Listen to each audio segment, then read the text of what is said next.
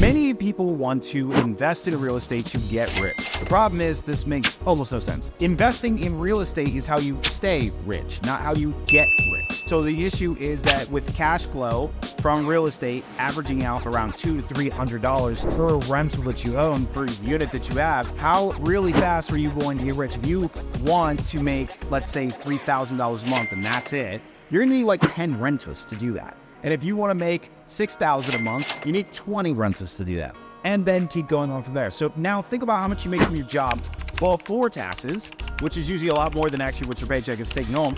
Add on to that, because you have to take into account evictions, a tenant not paying. Remember, you're renting to people with paycheck to paycheck.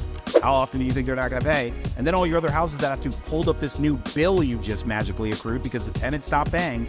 You're gonna need way more houses than even the number of dollars that you're trying to get to replace your job.